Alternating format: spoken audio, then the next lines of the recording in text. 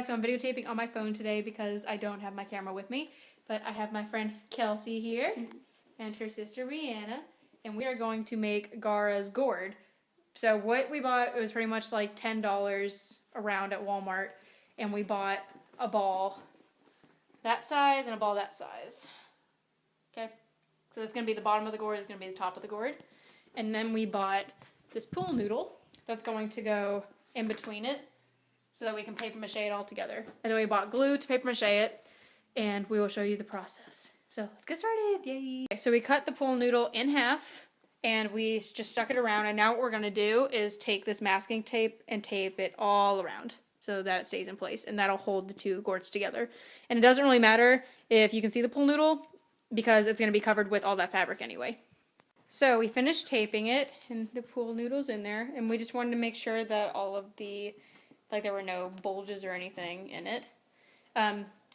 Tip, if you want to use this little thing as a point of reference for connecting the upper and lower ball together so that you know it's center, I would recommend doing that. But overall, I think it looks pretty good. And remember, this part's going to be covered from that fabric, so you don't really have to worry about that. So now we're going to use some Elmer's glue and water it down, probably half water, half glue, and paper mache.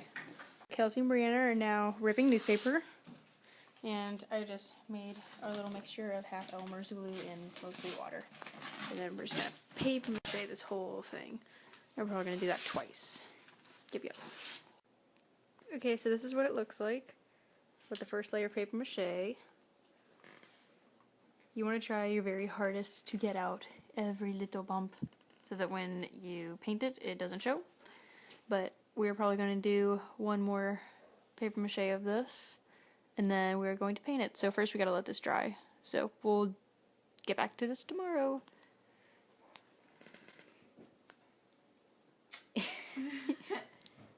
It might be a good idea to put down a tarp because we kind of glued the table a lot. I've seen a lot of YouTube videos about how to make ours gourd, and it's paper mache of balloons, but I have known people who have had very fragile gourds because of that, so that's why we're using balls. Balls over balloons works every time. So we're about to put on the second coat for this, and we're going to watch Naruto while we do it. Of course, that's the only way to do it. This is Natalia, this is Kelsey's twin sister. So yeah, we're going to put on the second coat and making sure to get all of the bumpies out and make it super smooth. And then we will show you once that's done. Okay, so now I am outside with my friend Nathan. And we are going to paint the gourd with Plasti Dip. This will give it a plastic-like texture and pretty much seal in the paper mache. So this is what we got, what it looks like. I'm going to paint it. So you don't necessarily have to do the Plasti Dip before you do the Gesso, whatever, however you say that. But I think that it's nice because the Gesso, you have to do a lot of layers. So with this, it kind of covers a lot of those layers. So you only have to do a couple, whereas using Gesso, you have to do like 8. Not really, but a lot. So we're going to Gesso it now, and I'll show you what it looks like when it's done. So this is Gesso. It is about $9 a tub at Michael's, but with a coupon, it was like less than 8. So it was probably like $5 with a coupon. So if you go to Michael's, always get a coupon. And Gesso, it's in the fine arts section. So the first layer of Gesso is done. So we are going to wait, I guess, it might take like an hour for it to dry, but I'll tell you guys soon that we'll wait for it to dry and then put another layer on. And we'll just keep doing that until it is completely white, and then we can sand it down. So I forgot about this little piece at the top to make the little top for his gourd.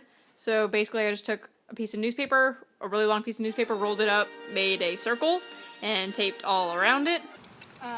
So right now I'm just using the spray paint. It's Almond from Krylon that I got at Michael's. Again, use a coupon. Coupons are great. Coupons are your friend.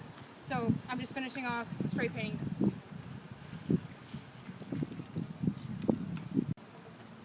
So this is what it looks like after it's all spray painted with the base coat. And you can see there's still a few little cracks in here, which I'm actually going to leave because I think it adds character to the gourd.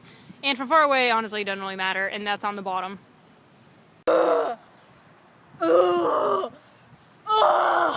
Sorry everyone, I had a little bit of a freak out because this is freaking awesome. Freaking badass. Okay, so I am adding the multi-texture sand looking thing to give it just a little more of a realistic appearance. If you want to keep it like this and just keep it very smooth, it looks very cartoonish. But if you want to give it the realistic effect, I would definitely recommend this. This is multicolored textured from Rust-Oleum. Rust-Oleum. Yep. Yeah. The sand one. Yeah. Okay. So, and you also want to be careful not to get too close. You just kind of want to spritz it across because it will leave just giant clumps of the texture sand right there. So careful. Go there.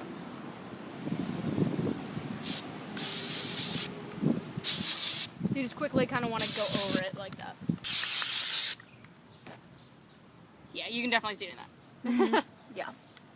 Okay, so overall, besides the finishing touches, which is just the black paint and the wrapping and the cork, it is pretty much done. But the cork, Natalia and Kelsey's dog, Alistar and Lulu, accidentally ate it. So I ripped, there was originally like 4 layers and I ripped off the top 2 because I thought I could salvage it, but nope, they ate it. But to give you an idea of what it will look like, bam!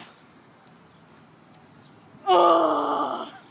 Okay, so I'm redoing the top of the cork to Gaara's gourd, which I guess the dog's eating it up wasn't such a bad thing, because now you guys, I get to explain it to you guys more in detail. So basically, I cut a circle around the top of the gourd. I did make this before I made the top part here to the gourd, so I could fit this according to that. So I just took the piece that the dogs cut up, and then I placed it there, traced it out, so I know the exact dimensions of it. And now I'm just taking a large serrated knife and just chopping around the excess, and I am hot gluing all these pieces together. And I bought these 4 pieces of cork board at Joann's for like $4, but again, buy it with a coupon. So you definitely want to lay something down when you do this because cork goes everywhere and it becomes like this powdery mess. So make sure you lay something down. So I cut around the edges. I also cut it on an angle, kind of, because that's kind of how a cork usually is a little angular. But now I'm going around the edges and I'm going to sand it. And after that, I will hot glue all of these pieces together so they stay intact. Okay, so after burning your fingers 15 million times, you should end up with this. I sanded down the edges so it looks a lot smoother. It looks more like one section. And plus, honestly, it don't really matter because it's going to be hidden anyway. But time for the big reveal to see if it actually fits. Yeah. Drum roll. Oh, we gotta fit it. Hold on. I just gotta fit it right. Put it on your back.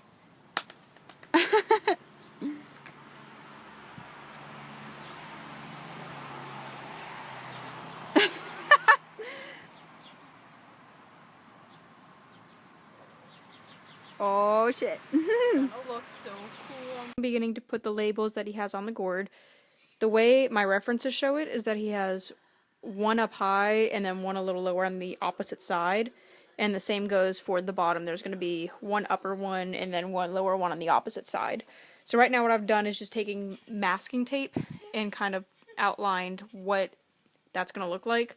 And then I'm going to paint here, here, and then I'm going to do the same thing after that dries with the top to get a full square.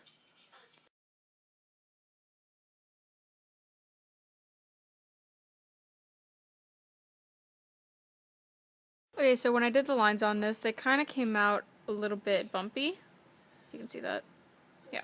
They kind of came out a little bit bumpy when I tried to remove the tape. So what I did was just kind of go over it and make the line a little straighter with the sponge, which I would recommend using a smaller paintbrush if you have it, because it's easier to control, but that's all I had, so that's what I'm using. My first seal is done, I mean the outline at least. Still have to put the M looking things on it, but I found that it's easier if when you're painting, when you tape it, you go, like if the tape is up here, you want to brush stroke downward, and you don't want to go up, because otherwise it'll create bumps. And like these 2 lines were created that way. This one I just kind of free-handed, which did not turn out that bad. And it looks really clean, and I'm really happy with it. Now I just have to do this 3 more times. So I finished getting on the 4 labels, except for the M's, and I think they look pretty good. They're pretty straight. I just kept using the painting technique that I told you guys earlier. And yeah, now I'm just going to fill in the M's and wrap it, and then it'll be good to go. So pretty much what I'm going to do is sew these together, and then I'm just going to measure this around where I want to put it and how long I need it to be, and I'm going to sew it to the band. Okay, so now I'm taking this big piece of cotton fabric that I got at Joann's, and what I'm going to do is cut it into strips, probably, I want to say maybe maybe half a foot long, but I'm just kind of estimating here, so it'll probably be maybe to here. Yep. So I took strands of the black fabric about this much in length, and I folded them over so the seams wouldn't show when I wrapped it. And this is what it looks like all wrapped. So I took 2 pieces of the black fabric, 2 long pieces, and I ended up having, instead of 4, I made it 3 because I tucked one of the ends in there and sewed it so it stayed. And then I made a little tie here for each of these strands. So there's 1, 2 that go to the left and the right, and then 1 that's going to come up, and this one's going to connect to that back piece, and then these 2 I'm probably going to cut the center of the middle piece and sew it to that so that it stays where I want it to. So we'll see how that goes. Okay, so for some reason the gourd fits on me but not on the mannequin, but I just wanted to put it on the mannequin to show you guys kind of the setup of it. Just imagine that these are actually clasped together. So this is the general look of the gourd. That's how it'll be on the back. And yeah, I'm so happy with it. It looks so cool.